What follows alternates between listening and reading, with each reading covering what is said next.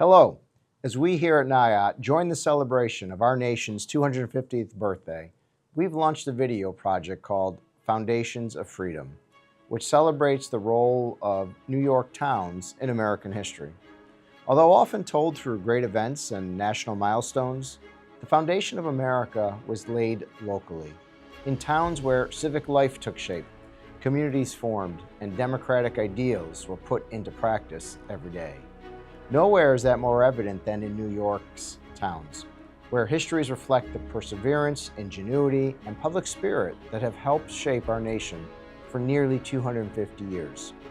Foundations of Freedom brings together the voices of towns from across New York State to honor that shared legacy.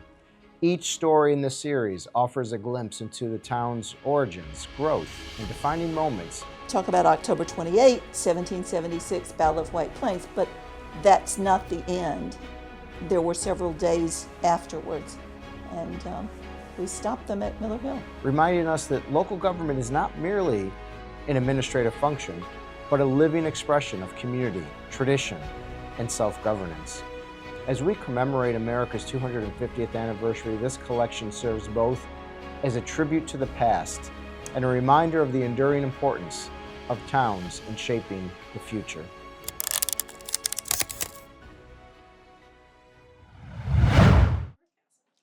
Yeah, so I'm Jenny. I am a current junior at Rye Country Day School, and I started as a town intern at North Castle over the summer of 2025. As I was researching for this project, I went on a couple site visits. For example, I went to Miller House, Miller Hill, Smith's Tavern. North Castle is a neutral ground, which meant that both patriots and loyalists and, other groups like Cowboys and Skinners were a part of this community. And I think what I found really interesting was that since a lot of other Westchester towns were also neutral ground, there was a constant divide.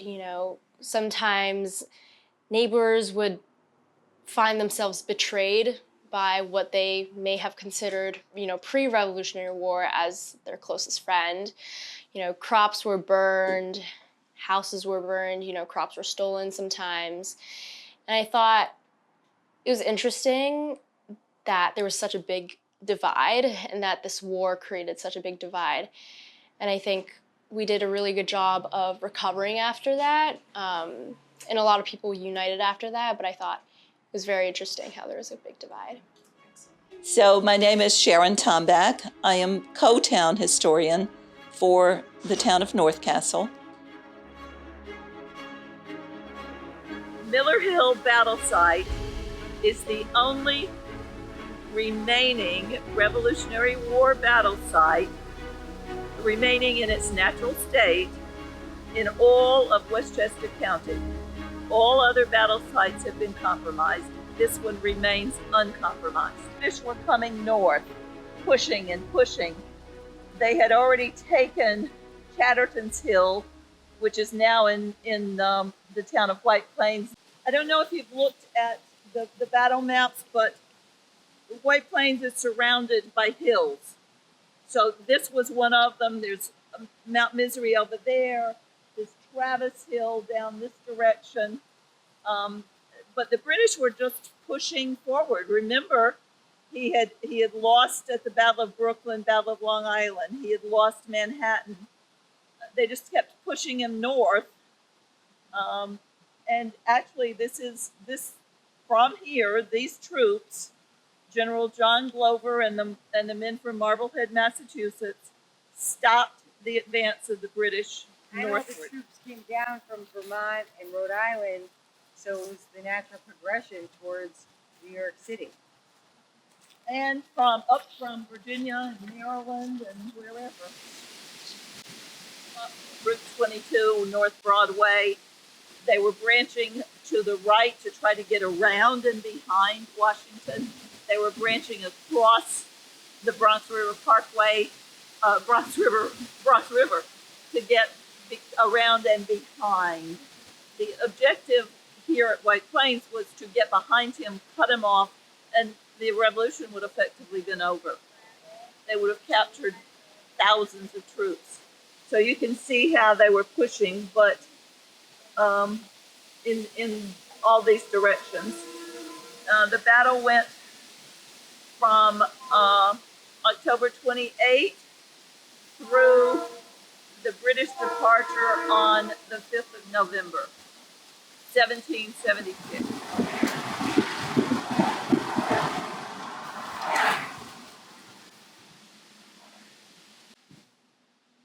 Side later on, but during the Revolution, the mill was right over there. This is the barn in which John Andre was held overnight. He was captured, obviously, we all know, over in the Sleepy Hollow, Tarrytown area. They walked him across what is today the waters of Kensico Dam to Reuben Wright's mill, which was reportedly where the military was headquartered at that week or day.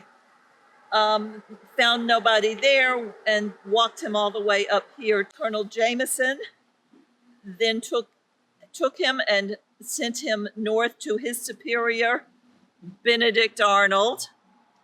Wasn't discovered until later that Arnold was a traitor.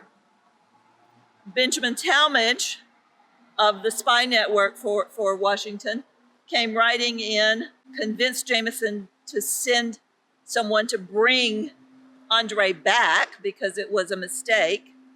And the minute he saw Andre walking, he said he was born to arms. He is a spy. So they contained him for a bit in the barn here and then took him to Salem. And the rest is history, so they say.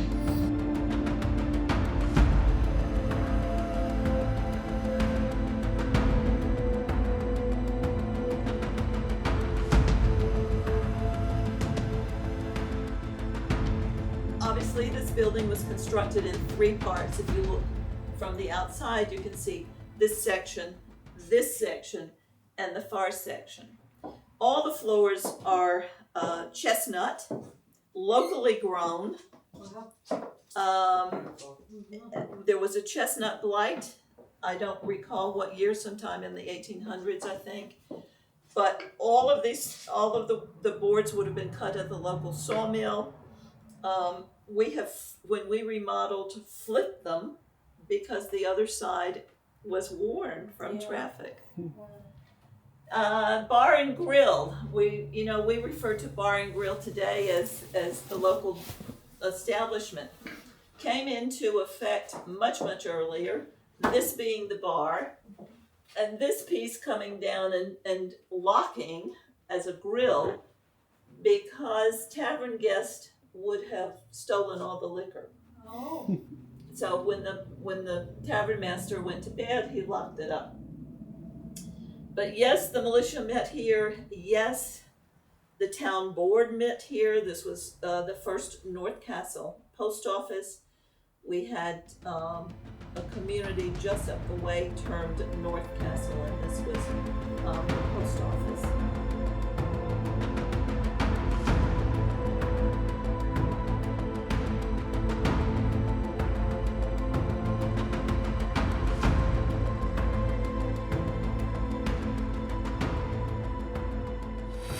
My name's Allison Simon. I'm the town clerk of the town of North Castle.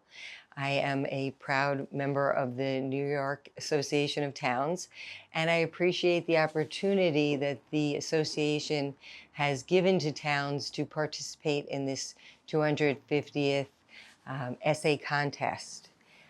As the town custodian of records, I see all of the town records.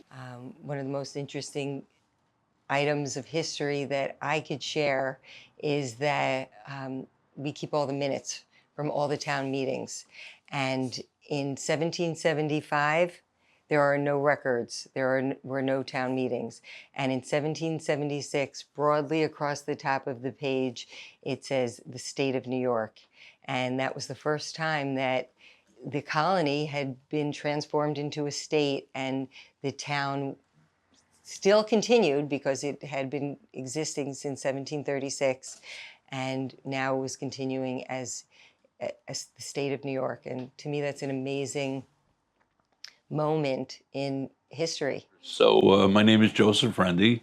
I'm the lucky enough to be the town supervisor here in the town of North Castle as we get ready to celebrate the 250th anniversary of the founding of our nation, which I think is a great honor. I will say that we have a very enthusiastic and vibrant, not only group of historians here in North Castle, but we've got a great committee put together looking forward to celebrating our 250th. And our 250th celebration committee is really planning a lot of exciting events for the upcoming year, which a lot of events they've already started.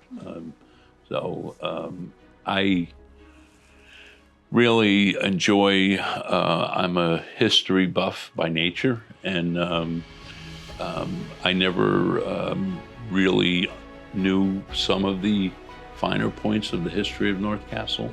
So as I've been going through this first 2 years of my first term, learning some of the interesting things that have happened here in North Castle, just absolutely fascinating and amazing.